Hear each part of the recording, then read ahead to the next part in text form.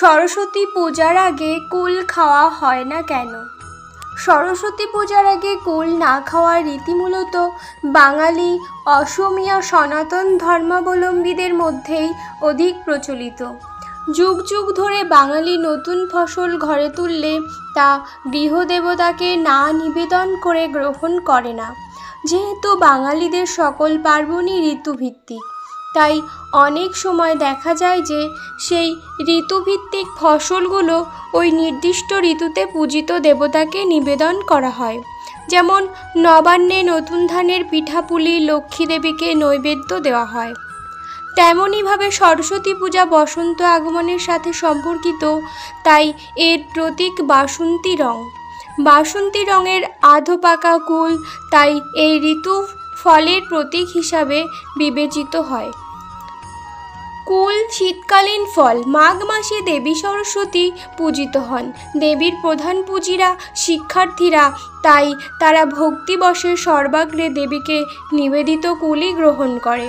এখানে জোর করার কিছু নেই, বরং শিক্ষার্থীরা সানন্দেই এই সংযম ধারণ করে।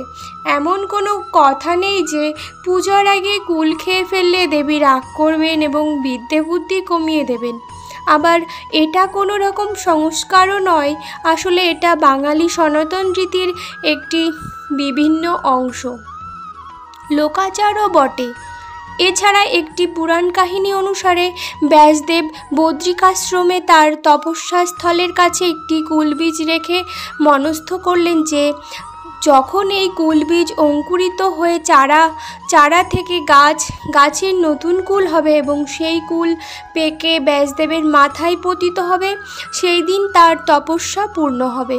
অতঃপর শ্রীপঞ্চমীতে তার তপস্যা পূর্ণ হয়। কুলের আরেক নাম বদ্রী, পরে ওই জায়গার নাম বদ্রিকাশ্রম নামে প্রচার হয়ে যায়। অনেকে সেই পুরাণ কাহিনী মাথায় রেখেও এই সংযম ব্রত হিসাবে পালন করে, তবে এটি কেবল কিংবদন্তি। আবার প্রবীণেরা অকালে কাঁচা কষযুক্ত কুল খেয়ে বাচ্চাদের শরীর খারাপ হতে পারে, এই উপলব্ধি থেকে পরিপক্ক হবার আগে কুল খেতে বারণ করে দেন। তাই কুল খাওয়া বা না খাওয়া কোনো শাস্ত্রগত নির্দেশও যেমন নয়, তেমনই কোনো অন্ধবিশ্বাস বা কুসংস্কার বশেও পালিত হয় না। এটি সুশিক্ষা অর্জনে, ক্ষুদ্র ত্যাগ স্বীকারের, আত্মসংযমের মনোভাব ও বিদ্যাদেবী সরস্বতীর প্রতি শ্রদ্ধার্পণের একটি সুন্দর প্রথা। জয় মা সরস্বতী।